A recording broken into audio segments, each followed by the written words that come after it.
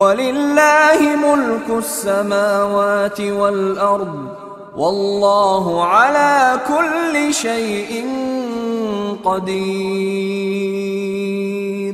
إِنَّ فِي خَلْقِ السَّمَاوَاتِ وَالْأَرْضِ وَاخْتِلَافِ اللَّيْلِ وَالنَّهَارِ لَآيَاتٍ لِأُولِي الْأَلْبَابِ الذين يذكرون الله قياما وقعودا وعلى جنوبهم ويتفكرون في خلق السماوات والأرض ربنا ما خلقت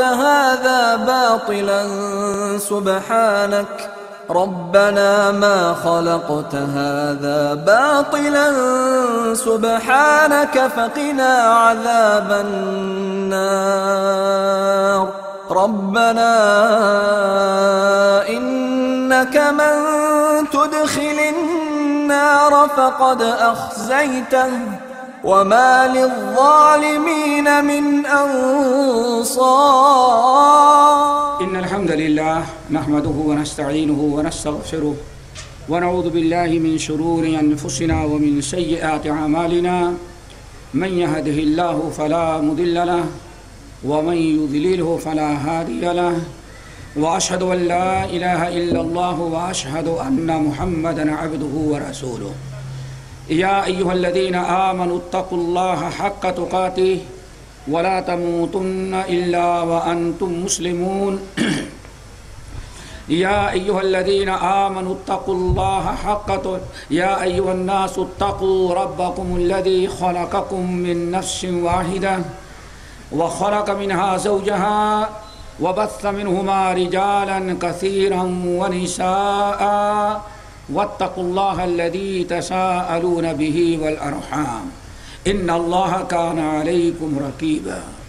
يا أيها الذين آمنوا اتقوا الله وقولوا قولا سديدا يصلح لكم أعمالكم ويغفر لكم ذنوبكم ومن يطع الله ورسوله فقد فاز فوزا عظيما.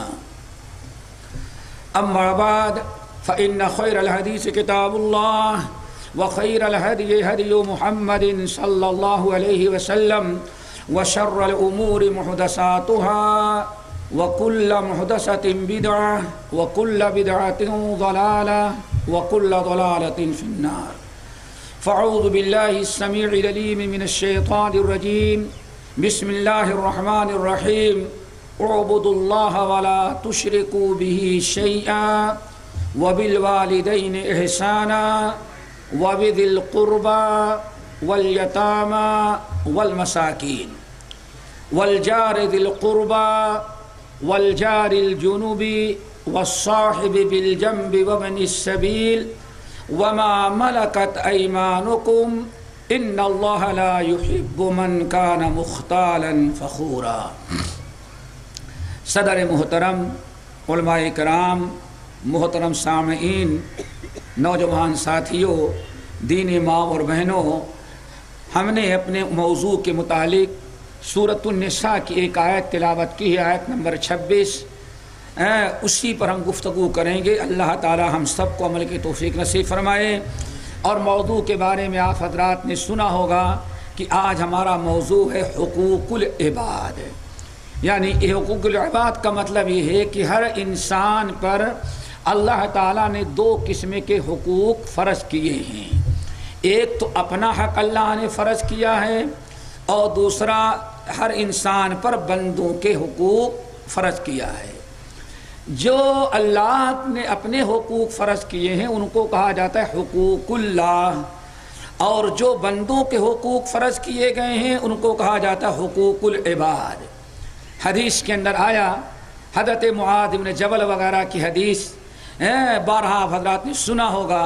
نبی علیہ السلام نے پوچھا، یا معاذ اتدری ما حق اللہ علی العباد وما حق العباد علی اللہ. اے معاذ، کیا تمہیں معلوم ہے کہ اللہ کا کیا حق بندوں پر ہے اور بندوں کے کیا حقوق اللہ پر ہیں؟ صحابہ کرام نے کہا اللہ و رسولہ عالم، اللہ اس کے رسول ہی زیادہ بہتر جانتے ہیں کہ اللہ کا حق بندوں پر کیا ہے۔ یہ صحابہ کرام کا عام دستور تھا، اس طرح سے جواب دیتے تھے، تاکہ اگر ہم کہہ دیں گے ہمیں معلوم ہے تو ممکن ہے کہ اللہ رسول مزید باتیں نہ بتائیں، لیکن ہم لوگ کہہ دیں گے اللہ اس کے رسول زیادہ بہتر جانتے ہیں، تو اللہ کے رسول کچھ اور باتیں بتا دیں گے تو ہمارے علم میں اضافہ ہو جائے گا۔ اس لیے جب بھی آپ سوال کرتے کیا تمہیں معلوم ہے، تو صحابہ کبھی نہیں کہتے مجھے معلوم ہے، بس کہتے اللہ و رسولہ عالم۔ تو آپ نے ارشاد فرمایا حق العباد علی اللہ ان یعبدوہ ولا تشرکوا بہ شیئا، اللہ کا حق بندوں پر یہ ہے کہ بندے صرف اللہ کی عبادت کریں، اللہ کے علاوہ کسی کی عبادت نہ کریں، اللہ تعالیٰ کی عبادت میں کسی کو شریک نہ کریں۔ یہ میرے بھائیوں سب سے بڑا حق اللہ کا یہ ہے کہ ہم اللہ کے علاوہ کسی اور کی عبادت نہ کریں، اللہ کی عبادت میں کسی کو شریک نہ کریں۔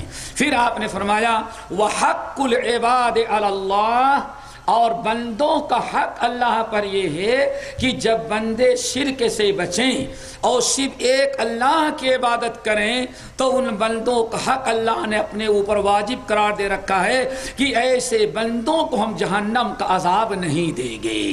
یہ ہے میرے بھائی حقوق اللہ۔ حقوق العباد جو ہیں قرآن پاک کے ایک دو مقام پر نہیں ہیں، ہم اپنے وقت کا لحاظ رکھتے ہوئے حوالہ کر دیتے ہیں۔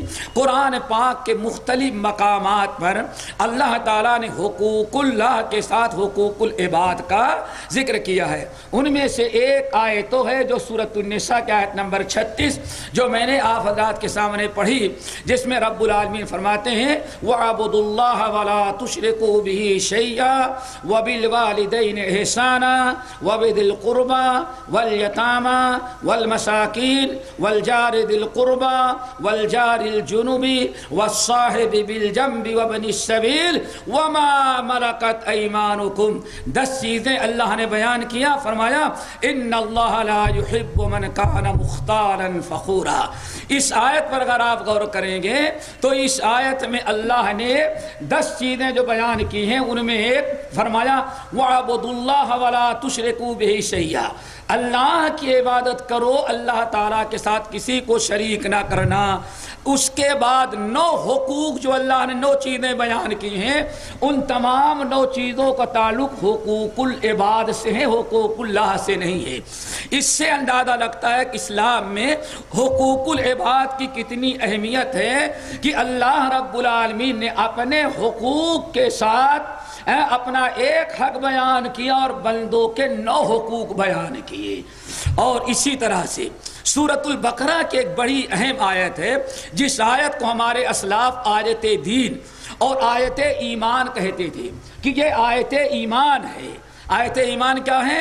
رب العالمین نے فرمایا لیس البر ان تولوا وجوهكم قبل المشرق والمغرب ولكن البر من آمن بالله واليوم الآخر والملائكة والكتاب والنبيين وآتى المال على حبه ذوي القربى واليتامى والمساكين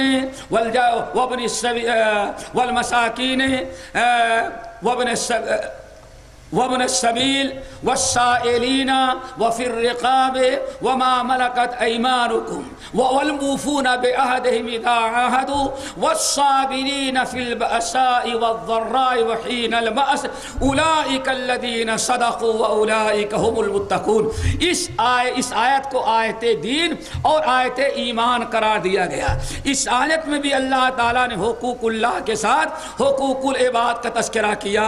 اور تیسرا مقام بڑا مشہور ہے وَقَضَىٰ رَبُّكَ أَلَّا تَعْبُدُوا إِلَّا إِيَّاهُ وَبِالْوَالِدَيْنِ إِحْسَانًا۔ یہ چلے جائیں آپ 4-5 آیت پڑھتے ہوئے پوری آیات میں اللہ نے اپنا ایک حق بیان کیا اور فرمایا وَقَضَىٰ رَبُّكَ أَلَّا تَعْبُدُوا إِلَّا إِيَّاهُ، اللہ نے فیصلہ کر دیا ہے کہ اللہ کے علاوہ کسی کی عبادت نہ کرو۔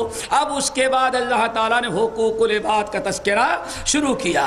تو میرے دوستو حقوق العباد کے متعلق جو کچھ ہمیں کہنا ہے وہ دو حصوں میں ہم تقسیم کر دیتے ہیں تاکہ سمجھنے میں آسانی ہو۔ نمبر ایک، حقوق اللہ کی اہمیت، حقوق اللہ کی ضرورت اور حقوق العباد کی اہمیت، تاکید، اس کی فردیت اور اس کی ضرورت۔ جیسے کہ میں نے آپ حضرات کے سامنے آیات پیش کی، حقوق العباد میں سب سے بڑا تاکیدی حکم اللہ رب العالمین نے ماں باپ کا قرار دیا ہے۔ فرمایا وَبِالْوَالِدَيْنِ احسانا، اپنے والدین کے ساتھ احسان کرو۔ اللہ رب العالمین کے بعد سب سے بڑا حق انسان پر اس کے ماں باپ کا ہے۔ اللہ تعالی ہمارے نوجوانوں کو اور ہماری ماں اور بہنوں ہر ایک کو اللہ تعالیٰ اپنے ماں باپ کے حقوق کو پہچاننے کی توفیق نصیب فرمائے۔ اگر میرے بھائیوں ماں باپ کے حقوق میں ذرہ برابر کوتاہی رہی تو یاد رکھنا انسان کی کوئی عبادت اللہ تعالیٰ کے ہاں قابل قبول نہیں۔ یہ مضمون بڑا تفصیلی ہے، ہم تفصیل میں جانے کے بجائے ایک حدیث کی طرف اشارہ کر دیتے ہیں جس سے واضح ہو جائے کہ حقوق العباد کی اہمیت، کہ جب تک انسان حقوق العباد کو مکمل نہ ادا کرے اللہ تعالیٰ حقوق اللہ کو بھی قبول نہیں کرتا۔ صحیح ابن خزیمہ، صحیح ابن حبان، بیہقی، ان تمام کتب، مسند احمد بن حنبل، ان تمام کتب کی روایت نبی علیہ حدیث بڑی طویل، اس کا خلاصہ یہ ہے کہ نبی علیہ السلام بیٹھے ہوئے ہیں، ایک صحابی آئے، کہنے کہ یا رسول اللہ ارأیت ان شہدت ان لا الہ الا اللہ وانک رسول اللہ وصلیت الصلوات الخمس وادیت زکاۃ مالی وصمت رمضان وقمته فممن انا۔ یا رسول اللہ ہمیں آپ سے ایک سوال کرنا ہے، وہ سوال کیا ہے؟ ارأیت ان شہدت ان لا الہ الا اللہ، آپ ذرا بتائیں میں آپ کے سامنے اس بات کا اقرار کرتا ہوں کہ اللہ کے علاوہ کوئی عبادت کے لائق نہیں ہے اور میں صرف ایک اللہ کی عبادت کرتا ہوں۔ نمبر دو، وَأَنَّكَ رَسُولُ اللَّهِ، اور آپ اللہ کے رسول ہیں اور آپ کے اللہ کے پیغمبر ہیں۔ نمبر تین، وَصَلَّيْتُ الصَّلَوَاتِ الْخَمْسَ، میں برابر 5 وقتہ نماز کی پابندی کرتا ہوں، کبھی نماز نہیں چھوڑتا۔ نمبر چار، وَأَدَّيْتُ زَكَاةَ مَالِي، میں اپنے مال کی زکوٰۃ ادا کرتا ہوں۔ پھر وَصُمْتُ رَمْضَانَ، نمبر 5، آپ اچھی طرح سے جانتے ہیں، میں آپ سے بیان کرتا ہوں کہ وَصُمْتُ رَمْضَانَ، میں ماہ رمضان کا مکمل روزہ رکھتا ہوں۔ نمبر 6، وَقُمْتُهُ، میں رمضان کی راتوں بھر سویا نہیں پڑا رہتا، اپنے بزنس اور کاروبار میں نہیں لگا رہتا، میں رمضان کی راتوں میں جگ کر کے قیام کرتا ہوں، عبادت کرتا ہوں۔ یہ 6 اعمال ہمارے ہیں۔ یا رسول اللہ ارأیت ان شہدت ان لا الہ الا اللہ وانک رسول اللہ وصلیت الصلوات الخمس وادیت زکاۃ مالی وصمت رمضان وقمته، یہ 6 اعمال ہمارے ہیں۔ علم حقوق اللہ بھی ہے اور اس میں سارے حقوق اللہ کا تذکرہ چل رہا ہے، یہاں حقوق العباد کا کوئی تذکرہ نہیں ہے۔ آپ نے فرمایا تو کیا سوال کرنا چاہتا ہے؟ تو مسلمان ہے، ایک اللہ کی عبادت کرتا ہے، اللہ کے ساتھ کسی کو شریک نہیں کرتے، مال کی زکوٰۃ نکالتے ہو، رمضان کا روزہ رکھتے ہو، رمضان میں قیام کرتے ہو، کیا مقصد ہے؟ کہنے لگا یا رسول اللہ ہم یہ ساری عبادات کرتے ہیں، اب سوال ہے کہ فممن انا، میں مر گیا تو قیامت کے دن اللہ ہمیں کن کے ساتھ رکھے گا، میں کن لوگوں میں شامل ہوگا؟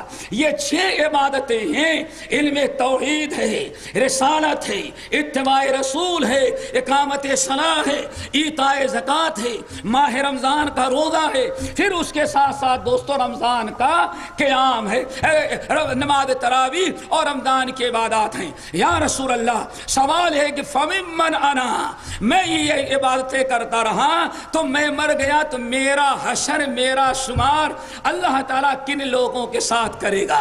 نبی علیہ السلام مسکرا پڑے، فرمایا اگر یہ 6 عبادتوں پر، ان 6 عبادتوں پر تو مرتے دم تک قائم رہا تو یاد رکھنا انت مع النبیین والصدیقین والشہداء، جہاں تجھے مبارک ہو، اگر اپنے انہی عبادات پر تو قائم رہا تو مرنے کے بعد قیامت کے دن اللہ تعالیٰ تجھے جنت میں نبیوں کے ساتھ، صدیقین کے ساتھ اور شہیدوں کے ساتھ رکھے گا۔ بہت بڑی بشارت تھی، اٹھا اور السلام علیکم، اس سے بڑی بشارت اور کیا چاہیے تھی؟ چلا گیا، کچھ دور گیا ہوا تھا، نبی علیہ السلام نے ایک صحابی کو بھیجا، علیہ بہی، جاؤ اسے میرے پاس دوبارہ بلا کر کے لاؤ۔ نبی علیہ السلام کا قاصد دوڑا ہوا گیا اور کہا میاں چلو، نبی علیہ السلام تمہیں دوبارہ بلا رہے ہیں۔ اب سامنے کھڑا ہوا، آپ نے فرمایا کیف قلت، میرے بھائی تم نے کیا سوال کیا؟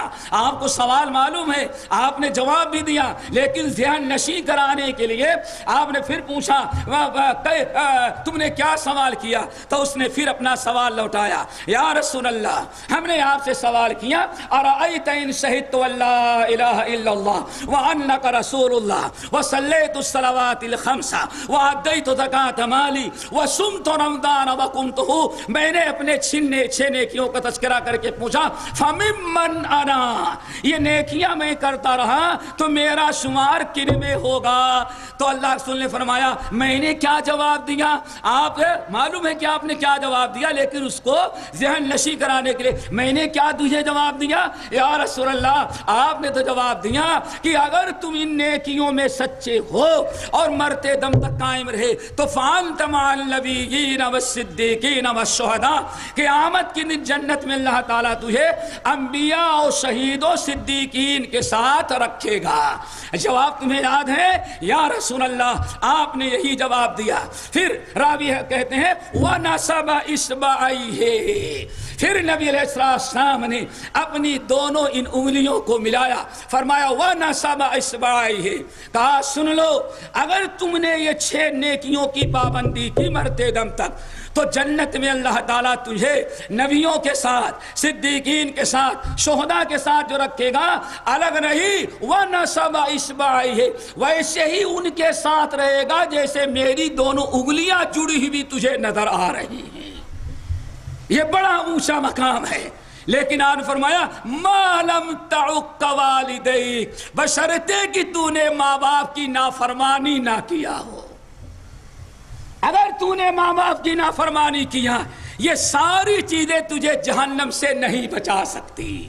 میرے دوستو وقدار حقوق العباد میں سب سے پہلا حق ماں باپ کا ہے، اور ان ماں باپ میں بھی ان دونوں میں اللہ نے سب سے اونچا مقام ماں کا رکھا ہے۔ بہرحال اس سے زیادہ ہم والدین کے متعلق کچھ بتانا نہیں چاہتے اور نہ ہمارے پاس ٹائم ہے، کہنا یہ چاہتا تھا اس سے اندازہ لگاؤ کہ اگر حقوق العباد میں کوتاہی رہے تو ارکان خمسہ بھی انسان کو جہنم سے نہیں بچا پا رہے ہیں۔ اللہ تعالی ہمیں حقوق العباد سیکھنے سمجھنے اور انہیں ادا کرنے کی توفیق نصیب فرمائے۔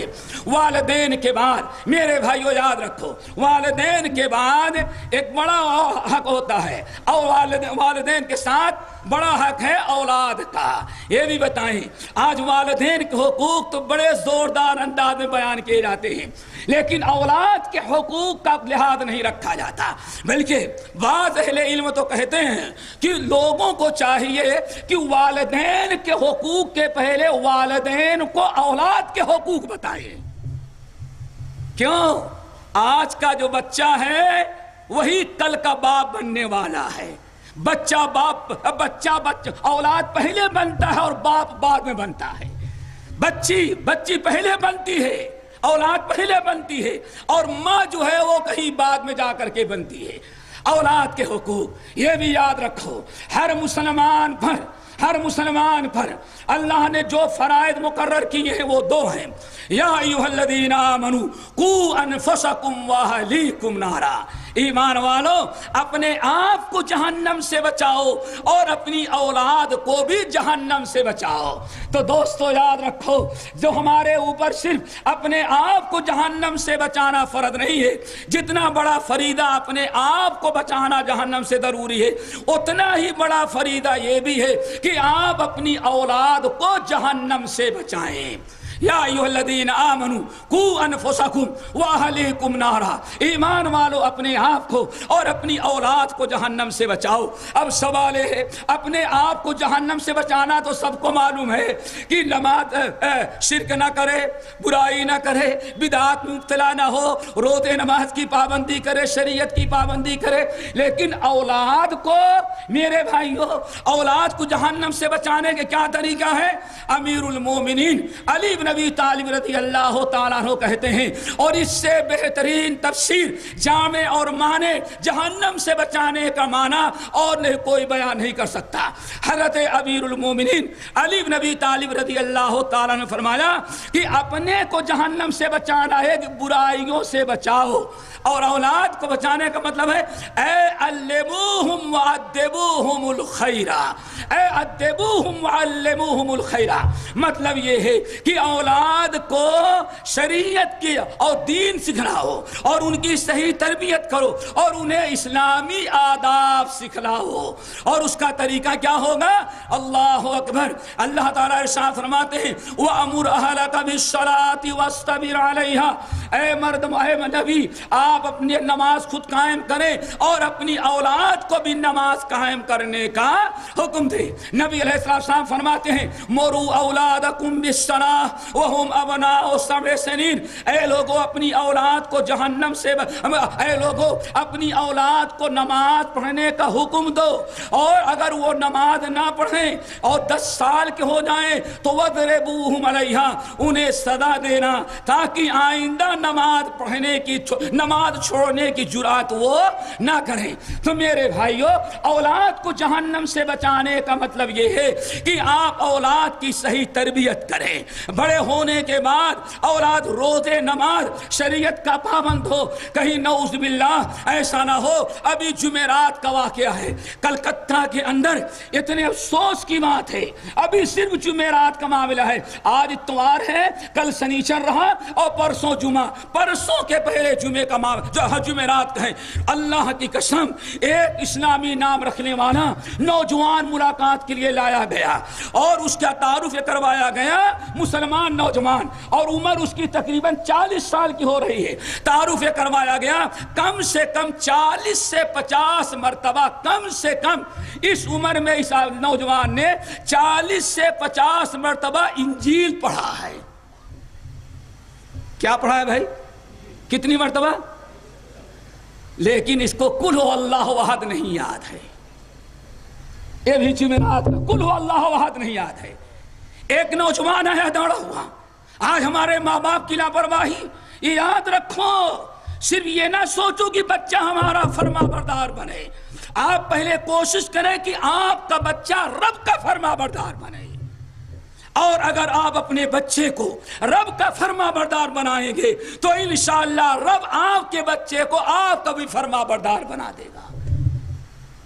دوڑا ہوا آ رہا ہے، ماں باپ کی کوتاہی، نوجوان ہمیں قرآن سیکھنا ہے، پوچھا بیٹے کتنا یاد ہے، کیا پڑھا ہے؟ کہاں قاعدہ تو پڑھا ہے۔ میں نے کہا کچھ اور پڑھا؟ کہا ہاں سورۃ الفاتحہ یاد ہے۔ کیا ہے؟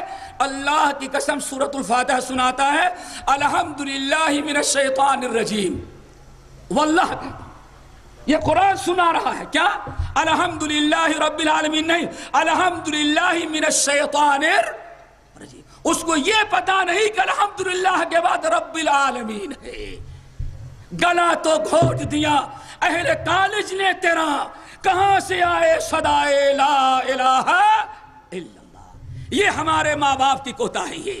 ماں کی کوتاہی ہے، باپ کی کوتاہی ہے۔ ضرورت اس بات کی ہے کہ آپ اپنا حق لینے کے پہلے اولاد کا حق ادا کریں۔ اسی لیے امام قرطبی رحمۃ اللہ علیہ بڑی حیرت ناک روایت نقل کی ہے مرسلن۔ میں اس لیے بتا دینا چاہتا ہوں کہ اولاد کی تربیت پر گفتگو بہت لمبی ہو جائے گی۔ بتانا یہ چاہتا ہوں کہ جب تک ہم ہر ایک دوسرے کو حقوق کو نہیں ادا کریں گے، اپنی نیکیاں انسان کو فائدہ نہیں پہنچا سکتی۔ اب ذرا سنو، حشر کے میدان میں امام قرطبی رحمۃ اللہ علیہ اپنی تفسیر کے اندر روایت نقل کرتے ہیں کہ حشر کے میدان میں ایک شخص روزے کا پابند، نماز کا پابند، حج کا پابند، عمرے کا پابند، زکوٰۃ کا پابند، بڑا نیک اور صالح ہوگا۔ حشر کے میدان میں آئے گا، قبر سے اٹھے گا تو بڑا خوش، بڑی نیکیاں ہمارے پاس ہیں، ہم اتنے حج، اتنے عمرے، اتنے زکوٰۃ، اتنے مدارس مساجد بنائے ہیں۔ لیکن جب اٹھا تو نہ دائیں نیکیاں نظر آتی ہیں دوستوں، نہ بائیں۔ اللہ تعالیٰ سے دعا کرو یہ مصیبت نہ آئے، اس پریشانی سے سب کو بچائے۔ کہاں گئی نیکیاں؟ سنو، اب بندہ کھڑا ہوا، نیکیاں نظر نہیں آ رہی، کہتا یا ربی این حسناتی، رب میں نے دنیا میں بڑی نیکیاں کیا تھا، ہماری نیکیاں کہاں گئی؟ یا ربی این حسناتی، اے میرے رب میں نے بڑی نیکیاں کیا تھا، میری نیکیاں کہاں گئی؟ بار بار چلا رہا ہے، این یا ربی این حسناتی، اللہ میرے روزے، نماز، حج، زکوٰۃ، ساری نیکیاں کہاں گئی؟ رب العالمین فرمائے گا اکل عیالک حسناتک، اولاد تیری درست نہ تھی، اس جرم میں تیری ساری نیکیاں برباد کر دی گئی۔ قل ان الخاسرین الذین خسروا، یہی وہ چیز ہے جس کو رب العالمین نے سورہ زمر کے اندر بیان کیا۔ قل ان الخاسرین الذین خسروا انفسهم واہلیہم یوم القیامہ، اللہ اکبر، الا ذلک هو الخسران المبین، لهم من فوقهم ظلل من النار ومن تحتهم ظلل ذالک یخوف اللہ بہ عبادہ یا عباد فاتقون۔ میرے بھائیوں، والدین کو چاہیے کہ اپنا حق لینے کے پہلے اولاد کا حق ادا کریں، ورنہ یہ ہمارے اپنی نیکیاں بھی ہمیں فائدہ نہیں پہنچائیں گی۔ رب العالمین فرماتے ہیں سورہ زمر کی آیت، اے نبی لوگوں کو کہہ دیجئے سب سے بڑا نقصان اور خسارے والا انسان ہے جو حشر کے میدان میں خود بھی خسارہ اٹھا رہا ہے اور اپنی ساری اولاد کو بھی خسارے میں ڈال رکھا تھا۔ نہ خود کامیاب ہے اور نہ اس کی کوئی اولاد کامیاب ہے۔ اور خسارہ کیا؟ وہ ذرا سنو، لَهُم مِّن فَوْقِهِمْ ظُلَلٌ مِّنَ النَّارِ، ان کو ایک ایسی جہنم میں داخل کیا جائے گا جس کی چھت جہنم کے آگ کی ہوگی۔ وَمِن تَحْتِهِمْ ظُلَلٌ، اور جہاں کھڑا کیا جائے گا اور لکڑی کا نہیں ہوگا، وہ بھی جہنم کے آگ کی ہوگی۔ اللہ فرماتے ہیں ذالک یخوف اللہ بہ عبادہ، یہی وہ خطرناک خسارہ ہے جس سے اللہ تعالیٰ تم لوگوں کو منع کر رہا ہے۔ کوشش کرو حشر کے میدان میں نہ تم خسارہ اٹھاؤ اور نہ تمہاری اولاد خسارے میں جائے۔ اللہ تعالیٰ ہمیں اولاد کی بھی کبھی حق ادا کرنے کی توفیق نصیب فرمائے۔ اب اولاد کے کیا حقوق ہیں؟ کتنے؟ وہ بہت سارے ہیں، لیکن سب سے پہلا حق یہ ہے کہ اولاد کو مسلمان باقی رکھنے کی کوشش کرو اور ان کی صحیح تعلیم و تربیت کرو۔ اب میرے بھائیوں، اس کے بعد بہت بڑا حقوق جو آیا کرتا ہے جو قرآن پاک نے بیان کیا، وَبِالْوَالِدَيْنِ إِحْسَانًا وَبِذِي الْقُرْبَى، قرابت داروں کا، رشتہ داروں کا حق ادا کیا جائے، ان کے حقوق ادا کیے جائیں، اور رشتہ داروں کے بڑے حقوق ہیں، ان حقوق کو ادا کیا جائے۔ رشتہ داروں کے بعد اللہ نے ارشاد فرمایا وَالْيَتَامَى، یتیموں کا حق ادا کیا جائے۔ اور آپ حضرات جانتے ہیں کہ انسان اگر رشتہ داروں کے حقوق کو ادا نہ کرے تو نبی علیہ السلام کا فرمان سن لو، صحیح بخاری کی روایت، آپ کے گھروں میں ہینگر لٹکے رہتے ہیں۔ نبی علیہ السلام فرماتے ہیں جب اللہ رب العالمین نے صلہ رحمی اور رشتے ناطے کو پیدا کیا تو یہ جیسے گھروں کے اندر ہینگر چپکے رہتے ہیں، یہ رشتہ داری صلہ رحمی جا کر کے عرش کو چپک گئی پکڑ کر کے اور رونے لگی۔ کہا الہ العالمین آپ نے مجھے پیدا کر دیا ہے لیکن مجھ پر بڑا ظلم ہوگا، بھائی بھائی کا حق نہیں ادا کرے گا، بھائی بہن کا حق نہیں ادا کرے گا، ادا کرے گی، چچا جو ہے اپنے بھتیجوں کا حق نہیں ادا کرے گا، اب بڑی آپس میں لڑائیاں ہوگی، سارا نزلہ سارا بخار اور سارا ظلم اللہ تیرے بندے ہم پر کریں گے۔ اللہ تعالیٰ مجھے پناہ میں رکھ۔ جب نبی علیہ السلام فرماتے ہیں جس عرش الہی کو پکڑ کر کے جب چپک گئی رشتہ داری اور رونے لگی تو رب العالمین نے اعلان کیا تم پرواہ نہ کرو، ہم نے بھی فیصلہ، ہم نے تم کو پیدا کیا ہے اور جو تمہارا حق نہیں ادا کرے گا ہم نے اس کے بارے میں بھی اپنا فیصلہ تم کو سنا، ہم نے بھی فیصلہ کر رکھا ہے۔ فیصلہ کیا ہے؟ الا اے رشتہ داری سن لے، من وصلہ کی وصلتہ ومن قطع کی قطعتہ، ہم نے بھی تیرے پیدا کرنے کے ساتھ ہی یہ بھی فیصلہ کر رکھا ہے دنیا میں جو تم کو جوڑیں گے ان کو ہم اپنے سے لگائیں گے اور جو تمہیں کاٹ دیں گے ہم بھی اس کو اپنے سے کاٹ کر کے الگ کر دیں گے۔ میرے بھائیوں، رشتے ناتے، یتیم والیتامہ، یتیموں کا خیال رکھا جائے، اور پھر مسافر کا، والجار ذی القربی، بہت بڑا حق ہے آج جس کی بڑی اہم ضرورت ہے۔ روزے نماز ایمان بھی اللہ تعالیٰ کے ہاں قابل قبول نہیں جو اپنے پڑوسیوں کا حق ادا نہ کرتا ہو۔ رب العالمین نے پڑوسی کے حقوق کے بارے میں بیان فرمایا، والجار ذی القربی، اے میرے بندو اللہ نے تم کو حکم دیا ہے کہ رشتہ دار پڑوسیوں کا حق ادا کرو۔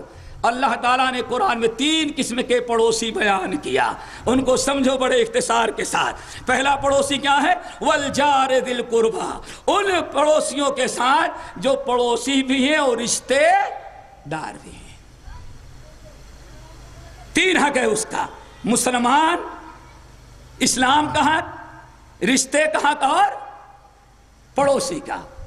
نمبر 3، نمبر 2، والجار الوسطی والجار الجنوب، بازو میں رہنے والا اجنبی پڑوسی جس سے کوئی رشتہ نہیں ہے۔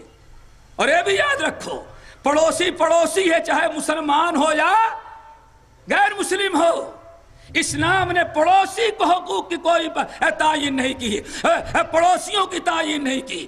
جیسا آپ کا مسلمان پڑوسی آپ کا پڑوسی کا حق آپ پر ہے، ویسے ہی غیر مسلم پڑوسی کا بھی حق آپ پر ضروری ہے۔ اللہ اکبر، پڑوسی کے ساتھ احسان سلوک کرو۔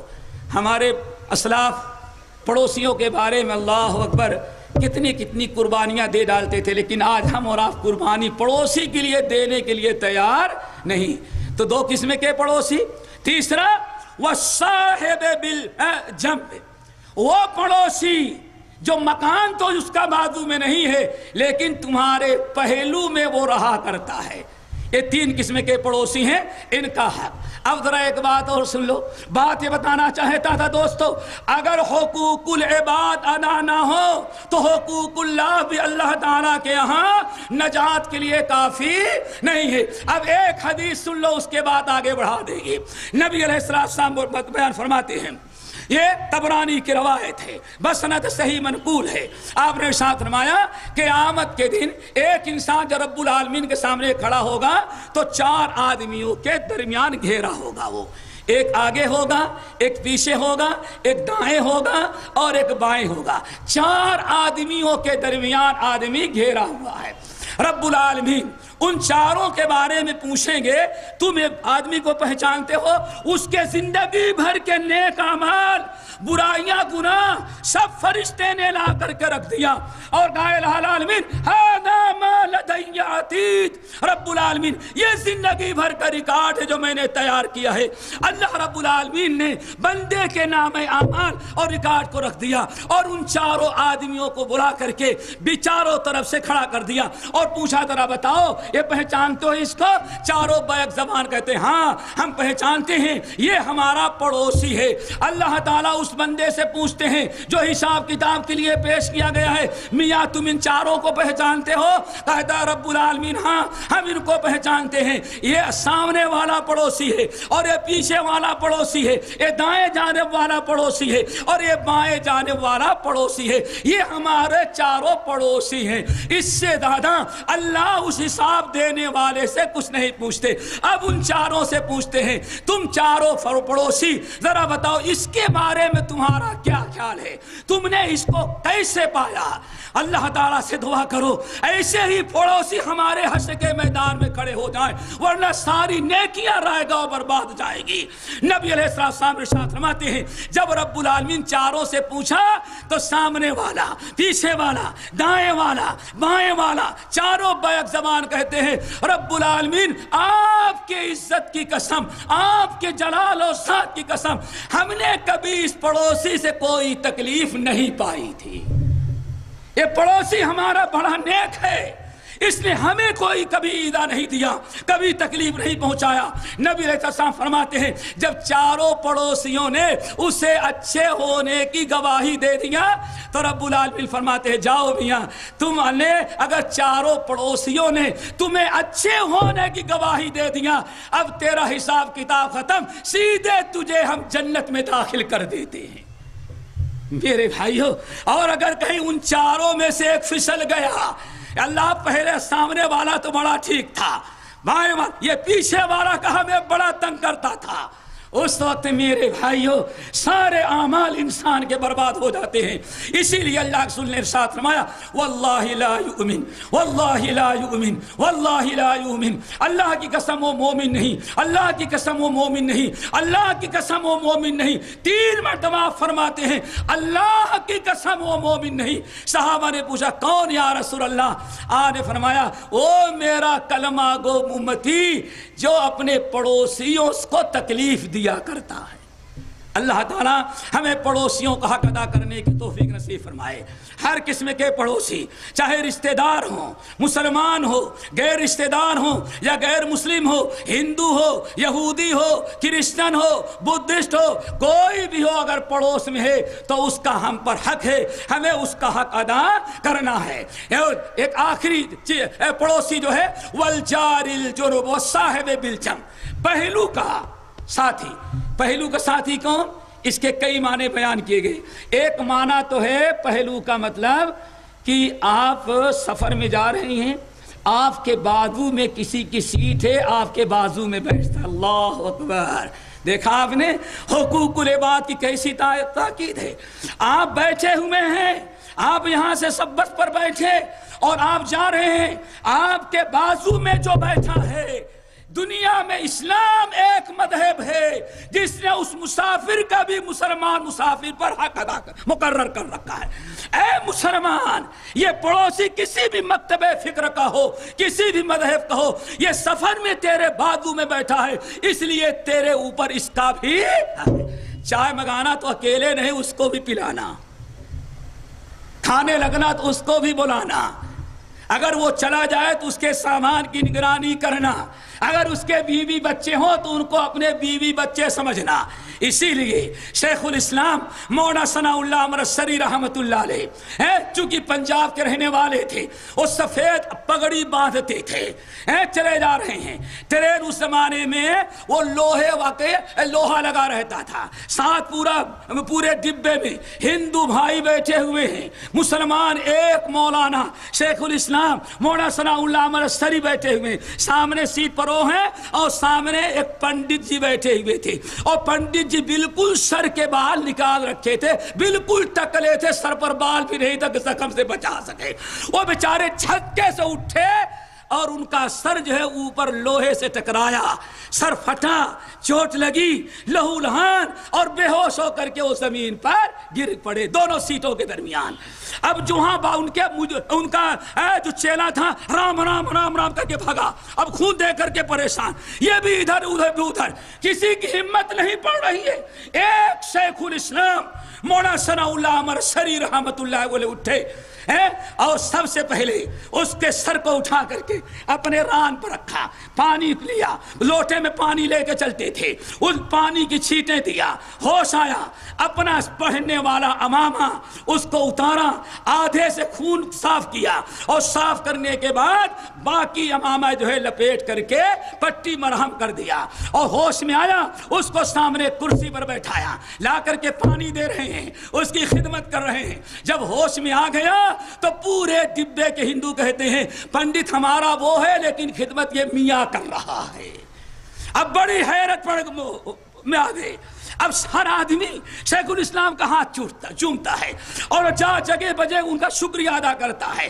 پنڈت جی بہت خوش ہوئے، لیکن شیخ الاسلام مولانا ثناء اللہ امرتسری نے کہا ہم آپ کے شکر گزاری کو نہیں چاہتے، ہم آپ سے تعریف نہیں چاہتے، ہم نے آپ پر کوئی احسان نہیں کیا ہے، ہمارے رب نے ہم کو جو حکم دیا ہم نے اس پر عمل کیا ہے۔ پنڈت نے پوچھا کیا حکم ہے؟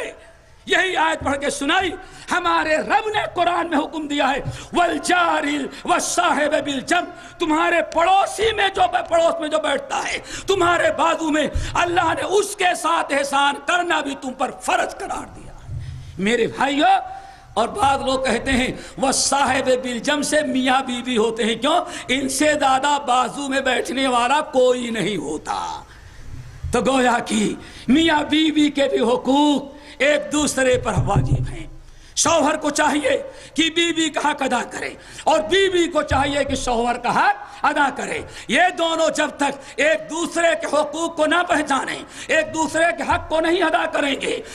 اب بات آئی تو ایک حدیث سنا کر کے بات کو ہم آگے بڑھا دیتے ہیں۔ میرے بھائیو، کیوں؟ اب سب سے پہلے ذرا دیکھو بیوی کے حق شوہر پر کیا ہیں۔ آج دنیا تو یہی چاہتی ہے، ہر شوہر آپ یہی چاہتے ہیں، ہم بھی وہی چاہتے ہیں، بھائی آپ ہی نہیں ہم بھی چاہتے ہیں۔ ہر آدمی یہی چاہتا ہے کہ بیوی ہمارا پورا حق ادا کرے، اور ذرا کوتاہی ہو تو خیر نہیں، سیدھے طلاق کی دھمکی یا میکے بھیج دینے کی دھمکی دی جاتی ہے۔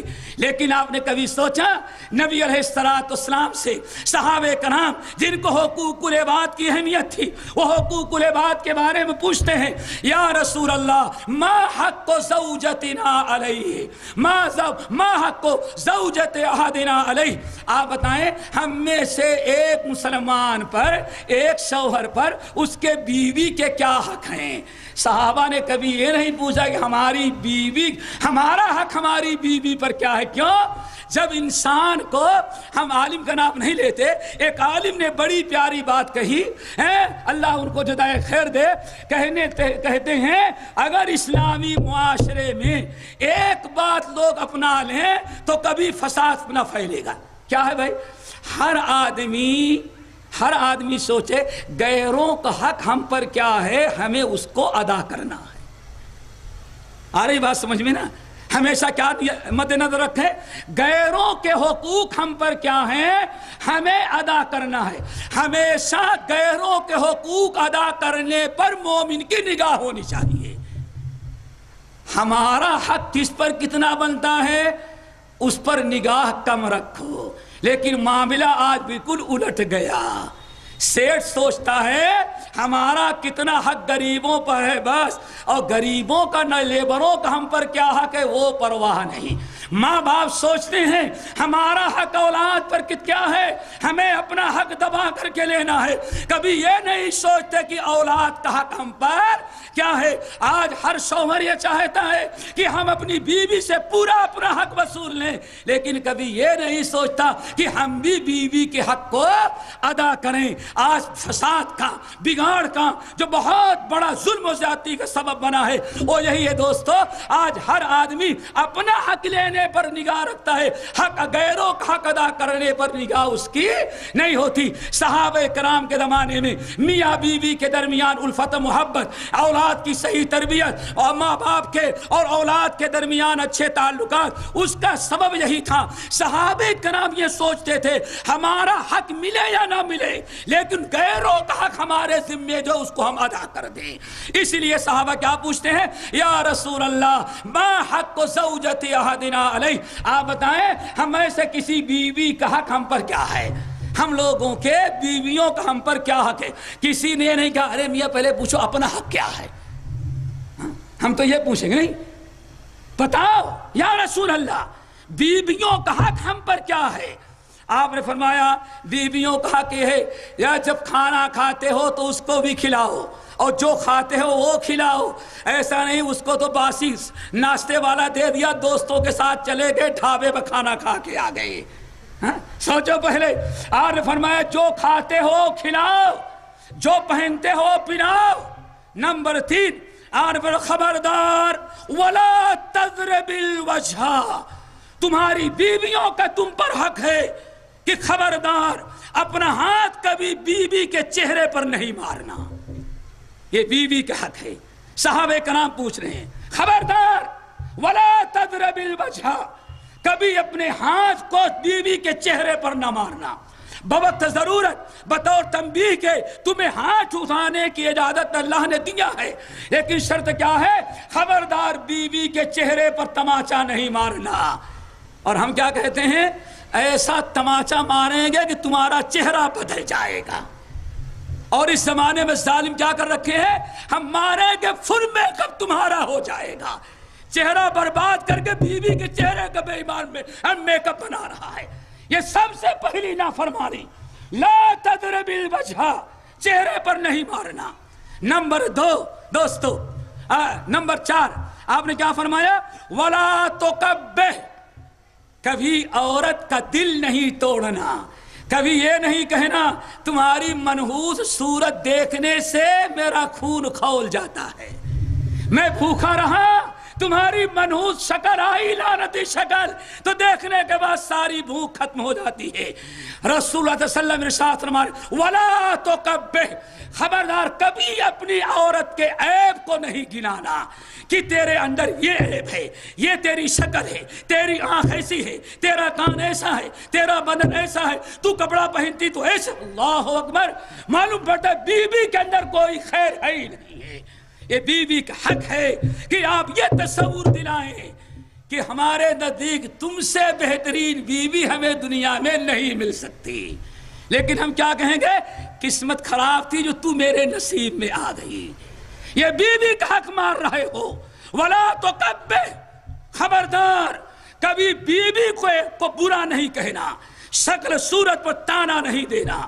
آگے آخری حکم ولا تہجرها الا فی البیت، اور کبھی غصہ ہو جاؤ، کسی بات سے ناراض ہو جانا تو گھر چھوڑ کر کے باہر نہیں جانا، نہ تو ماں کے کمرے میں جانا، نہ باپ کے کمرے میں جانا، اور نہ تو دوستوں کے یہاں جانا۔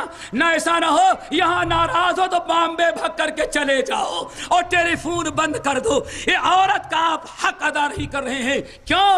ایک عورت کو آپ نے بستر الگ کیا، آپ غصہ ہو گئے، اسلام نے اس کو معافی مانگنے کا حق دیا ہے اور آپ کو معاف کرنا پڑے گا۔ اسی لیے نبی علیہ السلام نے ارشاد فرمایا اے لوگو الا اخبرکم برجالکم من اہل الجنہ، میں تم لوگوں کو بتاؤں کہ جنتی آدمی کون ہوتا ہے؟ لوگوں نے کہا بلا یا رسول اللہ۔ آپ نے فرمایا النبی فی الجنہ، نبی جنت میں جائے گا۔ نمبر 2 والصدیق فی الجنہ، صدیق جنت میں جائے گا۔ نمبر 3 والشہید فی الجنہ، شہید جنت میں جائے گا۔ نمبر 4 والرجل یزور اخاہ فی ناحیۃ المشرق فهو فی الجنہ، ایک مسلمان بھائی شہر کے اس کنارے میں رہتا ہے، دوسرا مسلمان بھائی اس کنارے میں رہتا ہے، اس کنارے والا مسلمان اپنے مسلمان بھائی سے شہر کے آخری کنارے میں دوسرے کنارے میں رہنے والے سے اللہ کی رضا کے لیے ملنے کے لیے جاتا ہے۔ ایک مومن اپنے گھر سے نکلا اپنے کسی مسلمان بھائی سے ملنے کے لیے تو اللہ فرماتے ہیں، اللہ نے فرمایا اے مومن بھی نبیوں صدیقوں کے ساتھ جنت میں جائے گا۔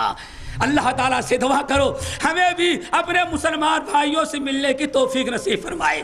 پھر آپ نے ارشاد فرمایا الا اخبرکم بنسائکم من اہل الجنہ، تمہاری بیویاں کون جنت میں جائیں گے بتاؤ؟ لوگوں نے کہا یا رسول اللہ مردوں میں کون جائیں گے بتا دیا، ہماری عورتوں میں کون جنت میں جائیں گی وہ بھی بتا دیں۔ آپ نے فرمایا الودود الولود، محبت کرنے والی، بچے والی ہے، اور الودود الودود الودود، 3 خوبیاں بیان کی۔ آپ نے فرمایا وہ عورت جنت میں جائے گی، تمہاری وہ بیویاں جنت میں جائیں گی جن کے اندر یہ خوبیاں ہو، نمبر 1 ودود ہو، نمبر 2 ولود ہو، نمبر 3 اعود ہو۔ اعود کا مطلب کیا ہے؟ شوہر کو غصہ تو دلا دیتی ہے لیکن فوراً شوہر سے معافی مانگ کر کے اس کو راضی کر لیتی ہے۔ پھر آپ نے ارشاد فرمایا اگر شوہر کبھی اکڑ گیا اور کہتے بار بار تو ہمیں تنگ کرتی ہے، اب تجھے معاف نہیں کروں گا۔ اللہ رسول فرماتے ہیں جب اس طرح سے تڑی دیتا ہے شوہر اور سختی کرتا ہے تو جنت میں جانے والی عورت جو ہے اپنے آپ کو شوہر کے باہوں میں ڈال دیا اور کہتی اللہ کی قسم یہ کھانا پک کر کے تیار ہے، یہ چائے تیار ہے، یہ ناشتہ تیار ہے، کھانا تیار ہے، اللہ کی قسم میرے سرکار جب تک آپ مجھ سے خوش نہیں ہوگے ایک لقمہ اندر نہیں جا سکتا۔ شوہر معاف کر دیا۔ اللہ کے رسول نے فرمایا خبردار اگر تم چھوڑ کر کے چلے گئے، اب بیوی معافی مانگنا چاہتی ہے تو کہاں جائے ڈھونڈتے ہیں، اور تم نے موبائل بھی بند کر دیا، اب تمہیں ڈھونڈے کہاں وہ؟ یہ عورت کا حق ہے۔ اسی لیے ہر انسان کو چاہیے کہ ایک دوسرے کے حقوق کو پہچانے۔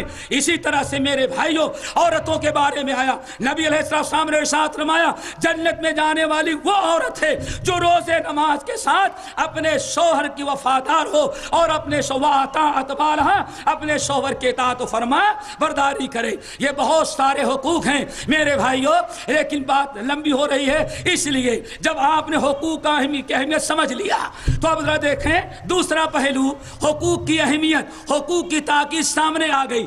اگر ہم نے حقوق ادا نہ کیا، ہم نے حقوق ادا نہ کیا، اللہ تعالیٰ کا کے بعد بندوں کا حقوق ادا نہ کیا، پھر ہمارا حشر کیا ہوگا؟ آؤ ذرا بڑے اختصار کے ساتھ 15 منٹ میں یہ بات بھی آپ حضرات کے سامنے واضح کر دوں۔ یاد رکھو میرے بھائیوں، جب تک غیروں کے حقوق ادا نہیں ہوگے، نبی صلی اللہ علیہ وسلم کا فرمان سن لو، آپ نے فرمایا اے لوگو لَتَعُدُّنَّ الْحُقُوقَ إِلَىٰ أَهْلِهَا، مرنے کے پہلے پہلے ہر ایک کا حق ادا کر دو، کسی کا حق باقی نہ رکھو۔ آپ نے ارشاد فرمایا قیامت کے دن اللہ تعالیٰ اس قدر عدل و انصاف کرے گا اور لوگوں کے حقوق کو ادا کرائے گا۔ آپ نے تشبیہ دی یہاں تک کہ تم تو جانے دو، انسانوں کو جانے دو، مرنے کے پہلے پہلے کہ جب تک جسم میں جان ہے ایک دوسرے کے حقوق کو ادا کر کے اپنا معاملہ صاف کر لو۔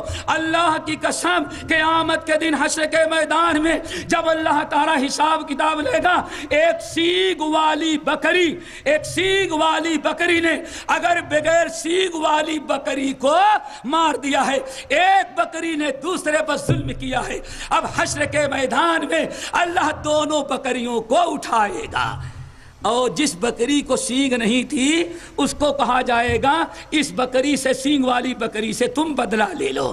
اب وہ بکری بدلہ لینے کے لیے آگے بڑھے گی تو اللہ تعالیٰ فرمائے گا نہیں، تو بغیر سینگ کے ہے، میں تجھے سینگ دیتا ہوں، پھر چونکہ اس نے تمہیں دنیا میں مارا تھا تو سینگ سے مارا تھا، اگر تو بغیر سینگ کے بدلہ لے گی تو کبھی بدلہ مکمل نہیں ہوگا۔ اس لیے اس بغیر سینگ والی بکری کو اللہ تعالیٰ سینگ دے گا اور جا کر کے وہ بکری بدلہ لے لے گی، اس کے بعد دونوں بکریوں یا سارے جانوروں کو بدلہ دلا کر کے اللہ تعالیٰ سب کو مٹی بنا دے گا، نہ ان کے لیے جنت ہے نہ ان کے لیے جہنم ہے۔ لیکن مسلمانوں، انسانوں نے اگر نہیں حق ادا کیا ہے تو ان کا بدلہ کیسے ہوگا؟ صحیح ہے ان کی روایت، نبی صلی اللہ علیہ وسلم کا وہ فرمان ذرا یاد رکھو، اللہ کے رسول صلی اللہ علیہ وسلم نے فرماتے ہیں اتدرون من المفلس، تم لوگوں کو معلوم ہے کہ تم میں مفلس کون ہے، تم میں فقیر کون ہے؟ لوگوں نے کہا یا رسول اللہ المفلس فینا من لا درہم له ولا دنانیر، ہمارے ہاں مفلس وہ ہے جس کے پاس نہ دینار ہو نہ درہم، یعنی نہ سونا ہو چاندی، نہ کوئی مال جائیداد ہو، نہ کوئی پراپرٹی۔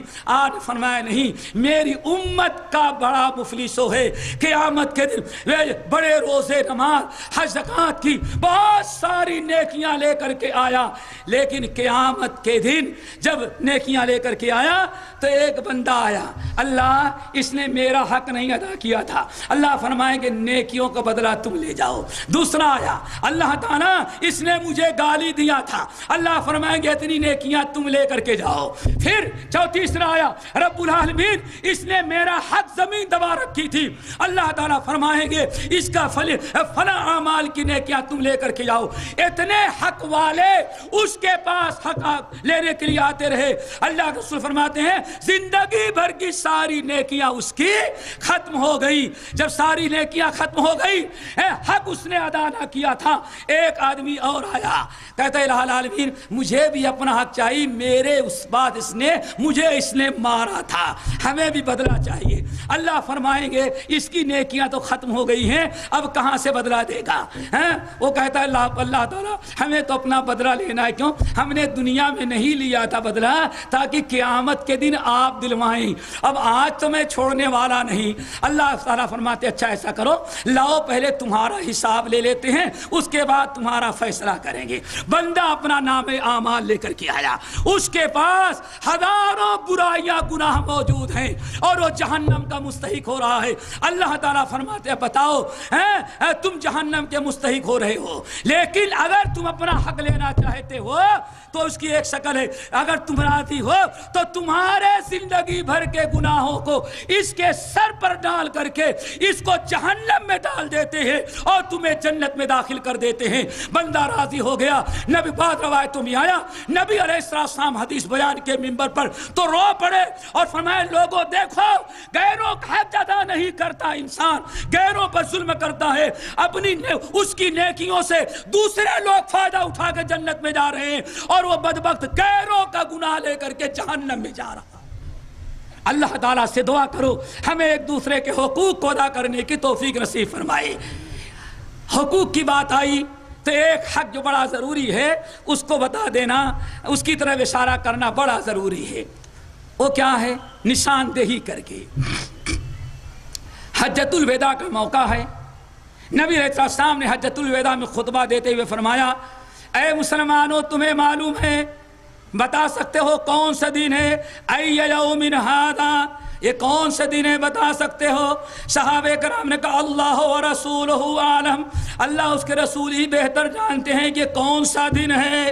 صحابہ کہتے ہیں ہم لوگوں کو معلوم تھا کہ یہ کون سا دن ہے، لیکن ہم لوگوں نے اس لیے نہیں بتایا کہ شاید نام بدلنے والے ہیں۔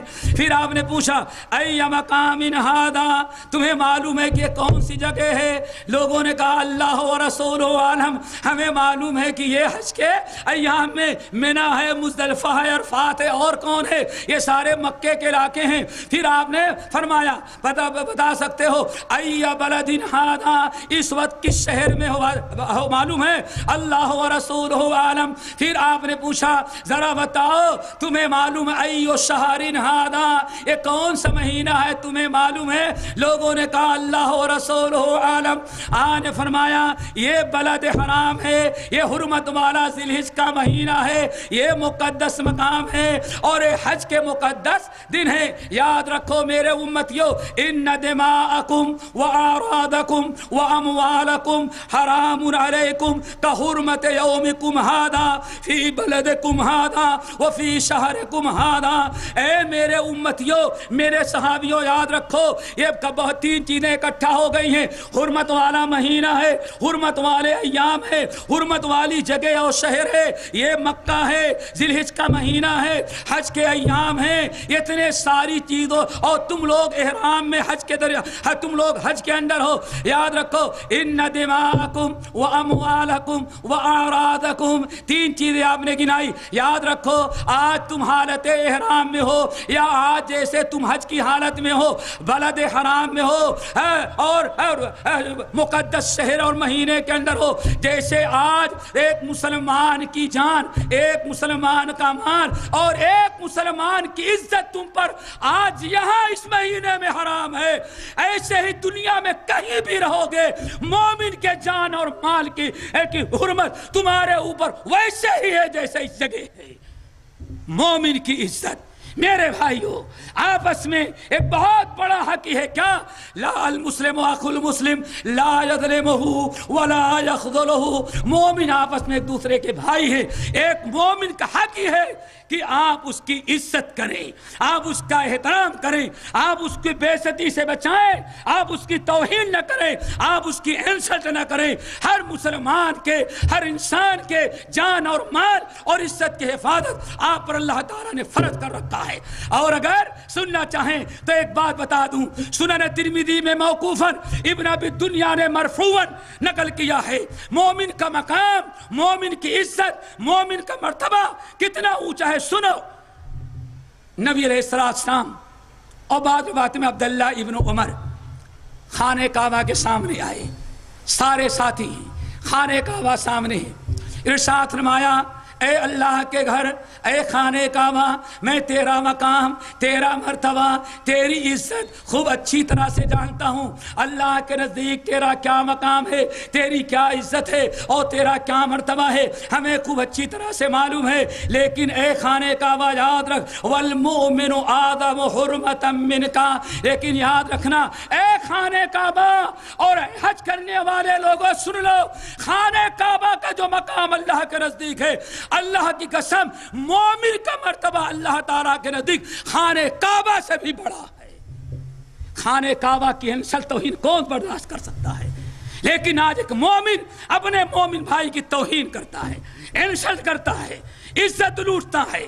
اسی لیے یاد رکھو، ایک مسلمان کے لیے ضروری ہے کہ دوسرے مسلمان کا وہ احترام کرے، اس کی عزت کرے، اس سے محبت کرے اور آپس میں ایک دوسرے کے ساتھ مل کر کے رہنے کی کوشش کرو، ورنہ نبی علیہ السلام ارشاد فرماتے ہیں، یاد رکھو آپ نے ارشاد فرمایا ایک مسلمان، سنن نبی داؤد کی روایت، بہت ساری روایات ہیں، ان میں بس ایک روایت ہم پیش کرتے ہیں۔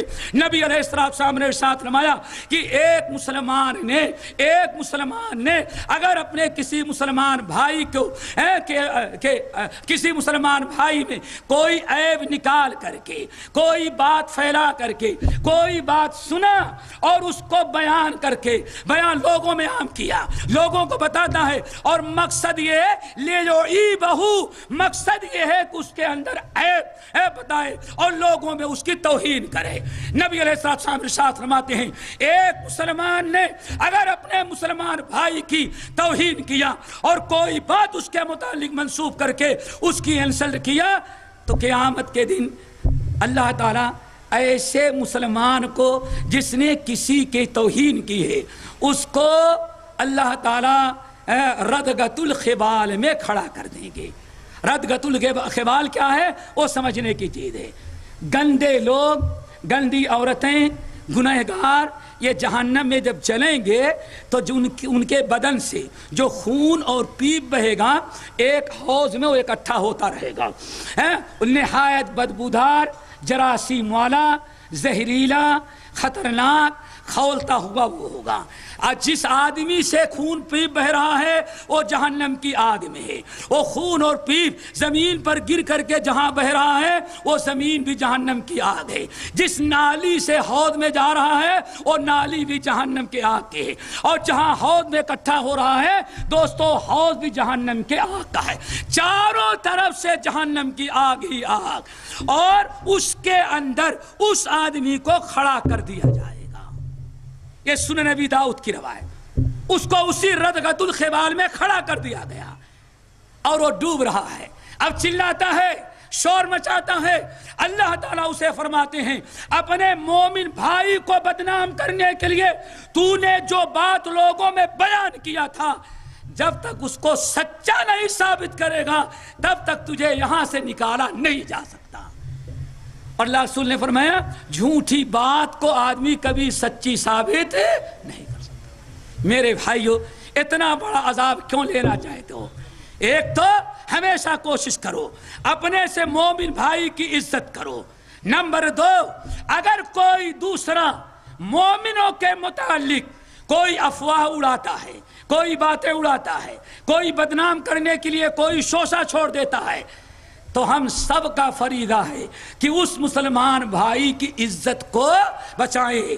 جو انسان باتیں اڑا رہا ہے اس کے متعلق تو اللہ نے اعلان کر دیا ہے ان الذین فتنوا المؤمنین والمؤمنات ثم لم يتوبوا فلهم عذاب جہنم ولهم عذاب الحریق۔ جو لوگ مومن مردوں کو یا مومنہ عورتوں کو ستاتے ہیں، تنگ کرتے ہیں، اللہ نے فرمایا ان کے لیے جہنم کے ٹھکانہ علاوہ کوئی اور ٹھکانہ نہیں ہے، اس لیے ان کا تو واضح ہے۔ پھر ذرا دیکھو آج اپنی زبان سے کسی کو تہمت لگاؤ، کسی کو خیانت، کسی کو جھوٹا، کسی پر زنا کا، کسی پر حرام خاری کا، کسی پر چوری کا، کسی میں امانت میں بددیانتی کا جو یہ شوشہ چھوڑ دیا جاتا ہے اور باتیں پھیلائی جاتی ہیں، میرے بھائیوں یہ بہت ہی خطرناک ہیں۔ رب العالمین کا صرف ایک فرمان سنو، ان الذین یرمون المحصنات المؤمنات الغافلات، یقیناً جو لوگ مومنہ عورتوں پر، پاک دامن عورتوں پر جھوٹی باتیں گڑھ کر کے ان کو بدنام کرنا چاہتے ہیں، تمام اہل علم کا خیال ہے کہ یہی وعید یہاں اکثریت کا لحاظ رکھتے ہوئے عورتوں کا تذکرہ کیا گیا ہے، ورنہ مردوں کا اور عورتوں دونوں کو حکم یہی ہے۔ ذرا کو غور سے سنو، رب العالمین فرماتے ہیں، اور نازل کب کیا؟ جب لوگوں نے حضرت عائشہ کو بدنام کرنا چاہا اور لوگوں نے افواہیں پھیلائی، رب العالمین نے فرمایا ان الذین یرمون المحصنات المؤمنات الغافلات، جو لوگ دیندار پاک دامن شریف عورتوں کو بدنام کرتے ہیں اور ان کے متعلق افواہیں پھیلاتے ہیں، لہم عذاب علیم فی الدنیا والآخرہ، یاد رکھو ایسے لوگوں کے لیے دنیا اور آخرت دونوں میں دردناک عذاب ہے۔ عذاب کیا ہے وہ بھی ذرا سنو، وَيَوْمَ تَشْهَدُ عَلَيْهِمْ أَلْسِنَتُهُمْ وَأَيْدِيهِمْ وَأَرْجُلُهُمْ بِمَا كَانُوا يَعْمَلُونَ، یہ اللہ تعالیٰ فرما رہے ہیں قیامت کے دن جس نے کسی مسلمان مرد یا عورت کو بدنام کرنے کے لیے کوئی عیب اور کوئی برائی بیان کیا اور لوگوں کو میں ہوا دینا شروع کیا، قیامت کے دن دنیا اور آخرت میں دردناک عذاب تو ہی ہے، قیامت کے دن کیا حشر ہوگا؟ وَلَهُمْ عَذَابٌ عَظِيمٌ، جہنم کا تو بڑا عذاب ہوگا، اور عذاب بھی کیسا؟ وَيَوْمَ تَشْهَدُ عَلَيْهِمْ أَلْسِنَتُهُمْ، الزام لگانے والے، بہتان تراشی کرنے والے، مومن مردوں عورتوں کو کی عزت لوٹنے والے اور ان کی توہین کرنے والے جو ہیں، قیامت کے دن ان کی زبان ان کے خلاف گواہی دے گی۔ زبان یوم تشہد علیہم السنتہم، الزام لگانے والے بدنام کرنے والوں کی زبان کہے گی اے اللہ اس نے میرے ذریعے فلاں پر الزام لگایا تھا، اللہ اکبر، وایدیہم، اور آدمی کے ہاتھ گواہی دیں گے اے اللہ میں گواہی دیتا ہوں کہ یہ بالکل پاک دامن ہے اور اس نے اس کو الزام لگایا تھا، وتشہد وارجلہم، اور آدمی کے دونوں پیر گواہی دیں گے۔ اتنا بڑا بدبخت اور کون ہوگا کہ ایک مومن کو بدنام کرے، مومنہ کو بدنام کرے، اس کی زبان، اس کے ہاتھ، اس کے پیر قیامت کے دن اس کے خلاف کھڑے ہو جائے گواہی دینے کے لیے۔ اور کتنا بڑا خوش نصیب انسان ہے جس کو تم نے بدنام کیا کہ ہاتھ تمہارا ہو، زبان تمہاری ہو، پیر تمہاری ہو اور گواہی اس کو دے رہا ہو، گواہی تمہارے خلاف دے رہا ہو۔ ان السمع ولا تقف ما ليس لك به علم ان السمع والبصر والفؤاد كل اولئك كان عنه مسؤولا، جس کے متعلق آپ جھوٹی افواہ پھیلا رہے ہیں، اپنی زبان سے جس کی عزت لوٹ رہے ہیں، جس کو آپ بے عزت کر رہے ہیں، آپ کی زبان سے اللہ پوچھے گا، ذرا بتاؤ، اس آنکھ سے پوچھے گا اے آنکھ تم نے فلاں کو یہ کام کرتے ہوئے دیکھا؟ کیوں؟ یہ تمہارا مالک جو ہے اس کو ایسا کہہ رہا ہے۔ اے آنکھ تم نے سنا؟ اللہ اکبر، یہ بڑی شدید وعید ہے۔ بہرحال وقت کافی ہوا، ہمارا وقت پورا ہو گیا، باتیں بہت زیادہ رہ گئیں، لیکن جو بتانا چاہتا ہوں دوستو یہ کہ سب سے آخری چیز جو ہے آپس میں ایک دوسرے کے مقام اور مرتبے عزت کو باقی رکھنے کی کوشش کرو۔ اگر کسی مومن میں عیب ہے اس کے عیوب پر آپ پردہ ڈال دیں گے تو ڈبل فائدہ ہوگا، آپ بدنام نہ کریں۔ بس ایک بات بتاتے ہیں، اللہ کرے ہمیں عمل کی توفیق نصیب فرمائے۔ اگر کسی جگہ دوستو، کسی جگہ کسی مومن کو لوگ بیٹھ کر کے بدنام کر رہے ہوں یا ہمارے خلاف یا ایک دیندار کے متعلق کوئی افواہ پھیلا رہا ہو اور کوئی اس کو بدنام کر رہا ہو، اس کی عزت لوٹ رہا ہو، اگر اس مجلس میں اس کا حق ہے، اس کا حق ہے ایک مومن کا کہ آپ اس کے پیچھے اس کی عزت کی حفاظت کریں۔ اگر 10 آدمی اس کو بدنام کر رہے ہیں، آپ وہاں بیٹھے ہیں، تو آپ پر اس کا حق ہے مومن بھائی کا کہ آپ اس کی حمایت کریں اور آپ اس کی مدد کریں۔ آپ کو کیا ملے گا؟ کیا ملے گا؟ 2 چیزیں ملے گی۔ نمبر 1، نبی صلی اللہ علیہ وسلم ارشاد فرماتے ہیں من حما مؤمنا، جب جو کسی مومن کی عزت بچائے، مومن کی طرف سے دفاع کرے، مومن وہاں موجود نہیں ہے، جس نے پیٹھ پیچھے کسی مومن کی عزت بچائی، اللہ تعالیٰ ایک چیز تو یہ دیں گے، جب قیامت کے دن حشر کے میدان میں اٹھے گا تو دائیں طرف سے فرشتہ ہوگا، بائیں طرف سے فرشتہ ہوگا، آگے سے فرشتہ ہوگا اور پیچھے سے فرشتے ہوں گے، چاروں طرف سے فرشتے گھیرے ہوں گے۔ کیوں گھیرے ہیں؟ نبی صلی اللہ علیہ وسلم ارشاد فرماتے ہیں اس کو حشر کے میدان میں اتنے عزت کے ساتھ گزارا جائے گا، دائیں بائیں آگے پیچھے، چونکہ اس نے اپنی مومن بھائی کی عزت کی حفاظت کیا تھا، عزت بچایا تھا۔ اس لیے جب حشر کے میدان میں اٹھا تو چاروں طرف سے فرشتے چل رہے ہیں تاکہ جہنم کی آنچ سے اس کو بچاتے رہے ہیں۔ ایک بڑا اجر و ثواب بھی ہے۔ اور دوسرا میرے بھائیوں، وہ کیا ہے؟ دوسری فضیلت، من ستر مسلمن، جس نے کسی مسلمان بھائی کے اندر عیب دیکھا اور اس کی عزت کو بچاتے ہوئے عیب پر پردہ ڈال دیا، جس نے کسی مسلمان بھائی کے عیب پر پردہ ڈال دیا، نبی صلی اللہ علیہ وسلم ارشاد فرماتے ہیں ستر اللہ یوم القیامہ، جس نے دنیا میں اپنے کسی مسلمان بھائی کے عیب پر پردہ ڈالا، قیامت کے دن حشر کے میدان میں اللہ تعالیٰ اس کی برائیوں پر پردہ ڈال دیں گے۔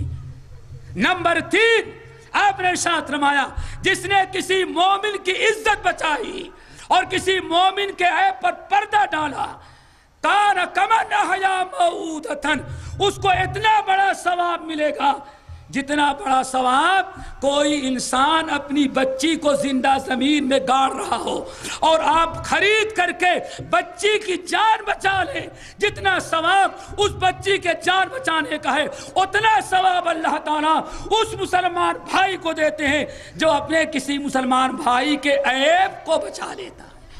اللہ تعالیٰ سے دعا کرو ہمیں ان باتوں پر عمل کرنے کی توفیق نصیب فرمائے، اور اگر ہم عیب پر پردہ نہیں ڈالیں گے، عیب جوئی سے بعد نہیں آئیں گے، تب کیا ہوگا؟ مسجد نبوی ہے، آپ ممبر پر ثواب ہے، ممبر پر موجود ہیں، آپ فرمایا معاشر من اسلم بلسانہ، اے مسلمانوں، وہ لوگوں جو زبان سے تو کلمہ پڑھ چکے ہو، مسلمان کہتے ہو، لیکن دل میں اسلام ابھی داخل نہیں ہوا ہے، لا تؤذوا المسلمین، خبردار مسلمانوں کو تکلیف نہ پہنچاؤ، ولا تتبعوا عوراتہم، مسلمانوں کے عیب کو نہیں ٹٹولو، عیب کو نہیں ڈھونڈو، کیوں؟ فَإِنَّهُ مَن تَتَبَّعَ عَوْرَةَ أَخِيهِ الْمُسْلِمِ، جو دنیا میں اپنے کسی مسلمان بھائی کے عیب کو ڈھونڈتا ہے اور عیب کو ڈھونڈ کر کے نکال کے اس کو بدنام کرنا چاہتا ہے، اللہ اس عیب ڈھونڈنے والے کے عیب کے پیچھے پڑ جاتا ہے، اور اللہ جس کو دنیا میں جس کے عیوب کو ظاہر کر کے بدنام کرنا چاہے کبھی اس کو کوئی اس کی عزت کو بچا نہیں سکتا۔ اللہ تعالیٰ سے دعا کرو اللہ تعالیٰ ہم سب کو عمل کی توفیق نصیب فرمائے، حقوق اللہ کے ساتھ حقوق العباد ادا کرنے کی توفیق نصیب فرمائے۔ اقول قولی ھذا واستغفر اللہ من کل ذنب واتوب الیہ۔